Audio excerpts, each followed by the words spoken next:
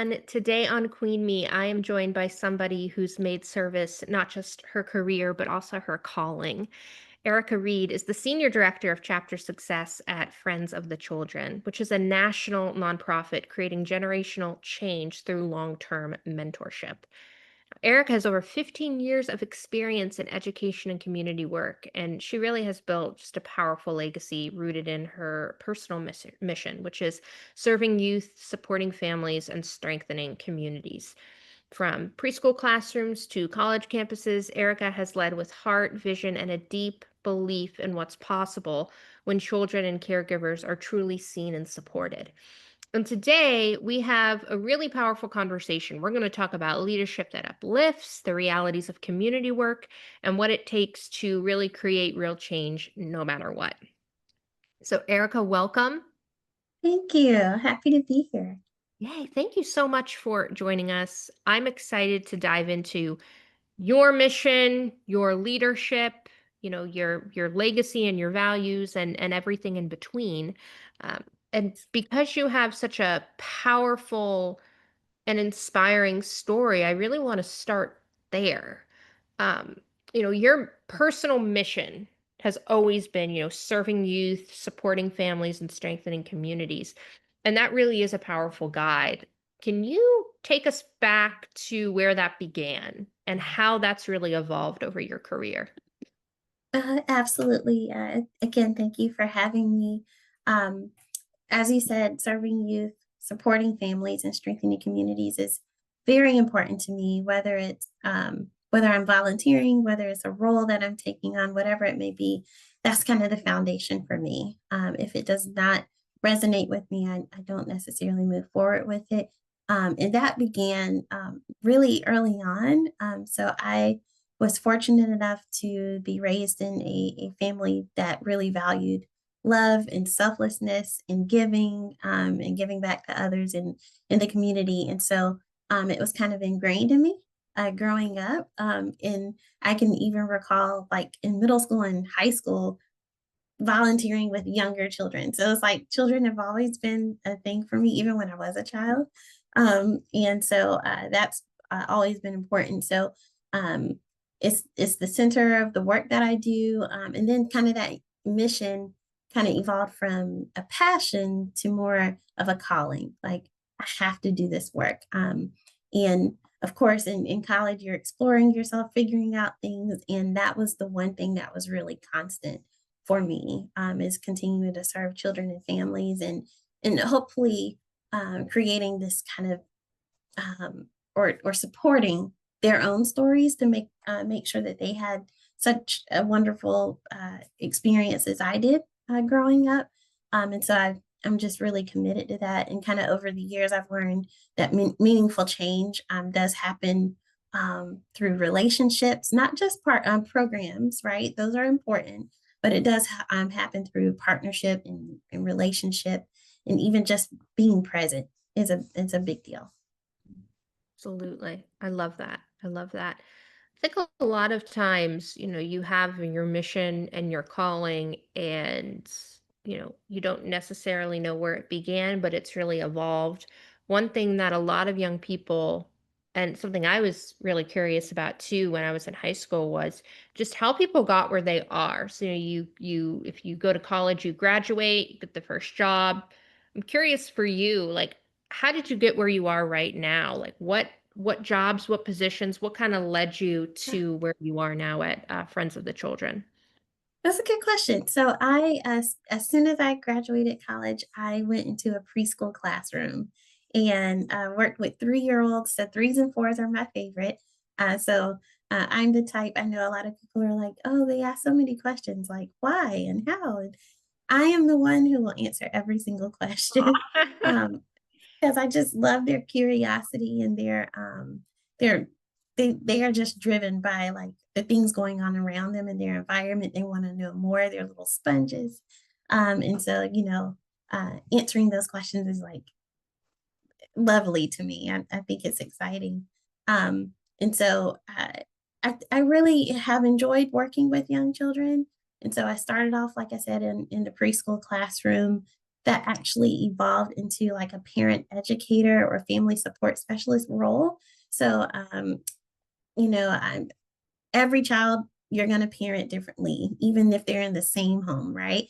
But what could I do to really support parents in learning about child development? What kinds of things can they do to promote child development? What kinds of things can they do in the home to promote learning and literacy, education, and help creating a healthy environment within the home? And so that's kind of where I went into that. And so I would do home visits. I take my little kit full of, age appropriate materials and toys and things like that, and actually model for parents how to interact with their child, how to ask questions or prompt conversation with their child, and actually have conversation, even if it's an infant, right? So you don't think of necessarily having a conversation with an infant, but allowing pauses and having, eye contact and allowing them to mimic your facial expressions and things like that is just super important. And so, really, working with parents had ended up being kind of like a calling for me too, just so they can recognize, like, hey, every single thing I do, my child is noticing, they feel it, and everything that I do can really help boost their confidence and in their learning. And so, all the work I've done over the years is really either working directly with children or directly with their caregivers or their parents to kind of reinforce that learning that has happened. I love that, and it's so true. And my sister is a teacher, and she works with second graders, and it's amazing to see the growth. Like when she started out, she would be working with, 4 or 5 year olds, right? And being in the early learning centers and classrooms. And they do ask so many questions, but it's like exciting questions, right? And they're Yeah. curious, right? They're observing things around them, right? And you've worked with so many youth, right, that have grown and shaped. You've worked in so many settings. You've been in homes, you've been in lecture halls, right? What I'm curious from your perspective is those different environments, what have they taught you about young people and what families need? Because as we grow, our needs shift and change. So, different Mhm. environments, different needs. What does that look like for you? A lot of times when we go into these helping professions, whether you're a doctor, a nurse, a teacher, whatever it may be, when you go into these helping professions, you often go into it because of the heart work. We talk about hard work. There's definitely some hard work, and you want to make a difference. There's a fine line when it becomes, I want to protect this family or save this family when they already have all the tools to do just that. And maybe we can just bring that out, right? And so, in every space that I've been, whether I'm sitting on a family's couch or speaking with, future educators or whatever it may be, I think it's most important that you reinforce the idea that families don't need saving. They need support, but they don't need saving. And so they're already resilient, they're already resourceful, they're already powerful. And what can we do to make sure that we're bringing that out of them and walking alongside them, not ahead of them or for them? And so I think if families and children feel like you believe in them, and if we create systems that actually empower them and support them, then they can reach those potentials and they don't have to always focus on their problems, right? We want them to feel like they don't always have to be on the receiving end of services. Maybe they can contribute, right? So if I am really crafty, then me as a parent, I can go into a Head Start classroom and do an activity with my child and their peers because I have something to contribute as well. But then I'm also receiving services and support from the staff there or from my community. And that's okay too. And that's what community is all about, right? It's kind of give and take. And I think that sometimes we forget in certain environments or in certain communities that everyone has something that they can contribute or that they can give. Mm. I love that so much. That's so true. What I love about what you've been saying is that it's really responding to the needs of the family, right? So many times organizations put out all these programs and services, and oftentimes they might not respond directly to the needs, right? It's very specific. One of the things that Friends of the Children does is it's doing something very rare, right? You're providing long-term, paid professional mentorship over 12 plus years. So why is that model so impactful? Like, I'm so curious in your perspective, what drew you to this model? Can you talk a bit more about it? Because it is rare, and I think it's important for people to know. Absolutely. So, Friends of the Children came about in 1993. I didn't learn about Friends of the Children until it came to Charlotte. I was reading about the organization. I'm like, wow, it's someone's full time position to support these youth and these families. This is an incredible model. And I was really drawn to it for two main reasons. I mean, there's several mentorship programs that are out there, and they're all great and they all hold a lot of value and significance. But what stood apart for Friends of the Children was two main things. It was that longevity that you were talking about, that 12 plus years, no matter what, that we're committing to our families. And then also that this is a paid professional position. So we're hiring people, and this is their complete focus, and they are really committed and devoted to supporting these youth and families as a full-time position. And so, like every season of this child's life, whether they're learning to tie a shoe or ride a bike for their first time, or they're going on their first job interview, or they're going to ask someone out on a date, or they're applying for, whatever it may be, scholarships and things like that, the mentors are walking alongside them for 12 years. Like, you ultimately become kind of this extended family member, if you will, a really trusted adult in that child's life. Um, and I think what's really special about it too is because unfortunately, a lot of the youth in our program have experienced a child welfare system. And so they may not have someone who's consistently in their life, right? As an educator, I would see children in my classroom for a year. And then they go on to the next grade, and I'm like, oh, I wonder whatever happened to, Sarah. I wonder how she's doing. I hope she's okay. I wonder what her family's up to. But as a mentor in Friends of the Children, you don't have to wonder because they're going with them year after year. And I think that's a beautiful thing that they can actually kind of watch them grow. And so, yeah, I think that's what kind of drew me to Friends of the Children, that you don't have to let go of that relationship. That relationship is actually naturally gonna grow together. I love that. That's so important. It's so powerful. And what I found about you as well is that you do lots of things in addition to your role at Friends of the Children. And I want to talk about that too, because it is this holistic approach to community work, public engagement, empowerment. So you're an adjunct instructor, correct? I am, yes, in all my spare time. And you do some work with PBS too. So I tell me more about what you do outside of Friends of the Children. How did that start? And how, how and why do you keep showing up in these spaces? And education, I mean, it's such a central part of your leadership, but tell us more. Good question. So yes, education is a part of me. Um, I believe education comes in a number of ways, right? Of course, that kind of formal setting where you're like sitting and listening to someone instruct you, but then it also comes in kind of these natural ways, but where mentorship kind of comes in, right? Where someone's guiding you or showing you or modeling kind of things for you. So for myself, yes, I'm an adjunct instructor around early childhood in K-12 teacher preparation program at a community college here. Um, and I do that because I really wanted to invest in the next chapter of educators, right? Early education is really important to me. And I wanted to make sure that I was kind of doing my part to expand my impact, right? Instead of working one on one all the time, maybe working with several students and encouraging them and getting them excited about supporting young children and their families.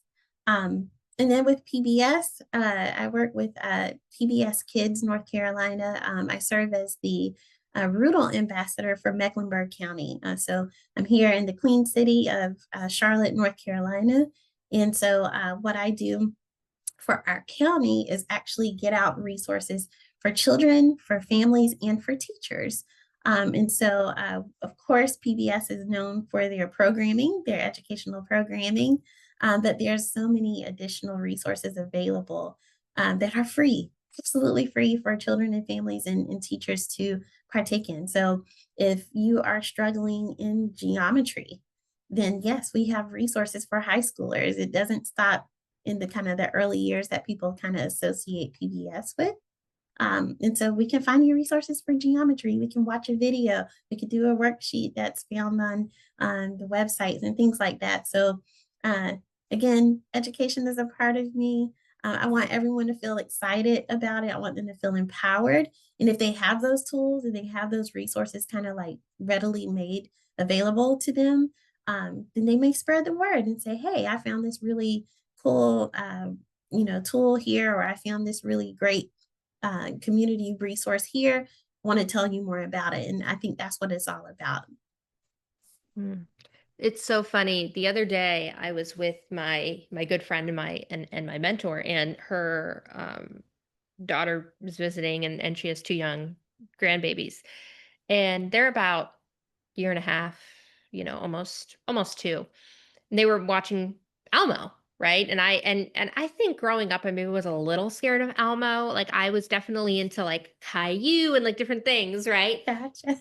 And I just was remember watching it and being like, wow, it's interesting how things have shifted and changed. And I said, Mhm. wow, like I watched PBS for a certain time in my life, or, was engaged in these shows very early on in my life. But man, it would be interesting to think about how it could help you as you continue to grow, right? And then as I did some Absolutely. research, it was just what you said, right?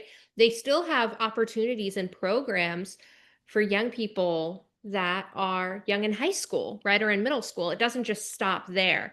And I Yeah. think that's so important that you mentioned that, because we need to stop with this, assumption that, these resources aren't out there, because they are. Right. So having somebody like you come and say, hey, I'm doing this work, right? I'm involved in this, right? That's really important too. And if you have access to that knowledge or those resources, then you have access to power ultimately, right? The more you know, the more you grow is kind of the thing that we say in the kind of educational space. And you want to make sure you have those kind of light bulb moments where people are like, okay, I get this, or I didn't know I could do this before until I did it, right? And that just only motivates you to do more and challenge yourself. And um, that's ultimately the goal. One thing that mentor had always told me too was flex your civic muscle. And that's something that you've done so much of. Why do you think it is so important to give back and engage in your community? Oh, because your community engages and gives back to you, right? We all are, you know, uh, are on the receiving end of support, whether we realize it or not, right? That phone call that you receive from your grandparent at just the right time, right? Makes you excited, pushes you through the day. Whether you have received some financial assistance from the government, right? A grant that help you take that next class, or whether you have decided to rake the leaves in the yard for your neighbor, right? It's so many ways that we have contributed to others and that others have contributed to us, that really makes you feel a part of a community, because ultimately you want a sense of belonging. That's going to be super important. And when you feel like you're a part of something bigger, then you feel the need to contribute or give back to others.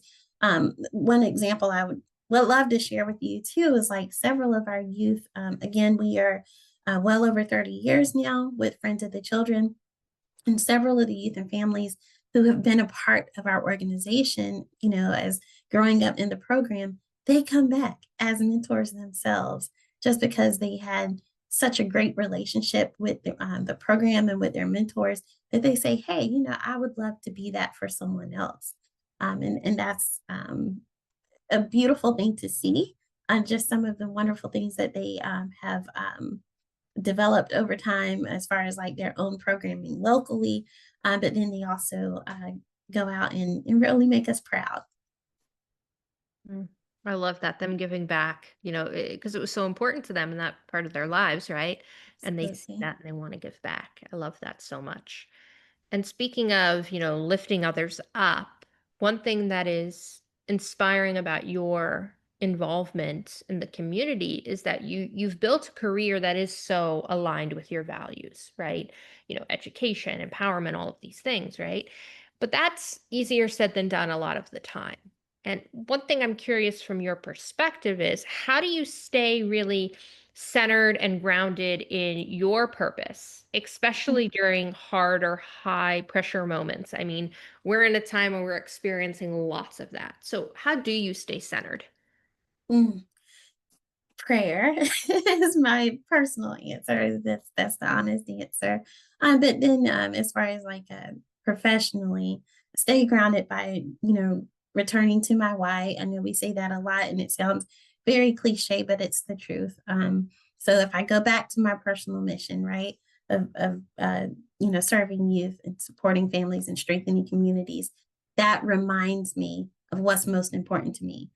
Does it fall in line with those, like, 1 to 3 of those things that I mentioned? If it doesn't, then it's not for me, and that's kind of what centers me, it kinda grounds me. I think of, like, our children and our families, um, that they're kinda counting on us to show up. Would they want us to show up consistently?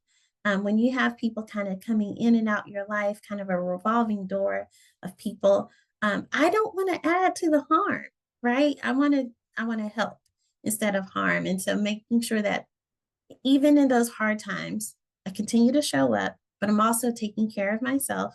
So self-care is super important, and I know that that also is like a buzzword, and people often kind of dismiss it, but it's true. We can't continue to show up physically and not and not be there emotionally in the moment. And so making sure that we're able to focus on this child who is opening up to me or talking to this parent who is seeking support. You want to be your full self, your authentic self, because they can tell when you're not being authentic or genuine.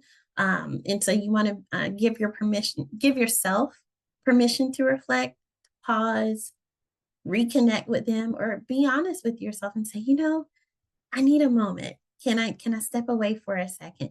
You know, take a deep breath and then return back to the work, because you're not going to give your best self if you're exhausted and if you're just mentally not in the space to help during those kind of high pressure moments.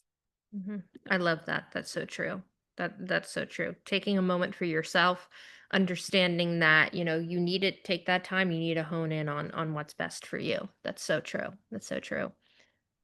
We always talk about advice, what advice do you have for the next generation, all of these things.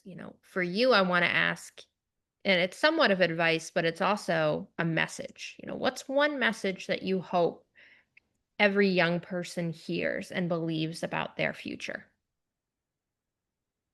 So I have a niece and two nephews, and I know my siblings. They both do affirmations with their children, right?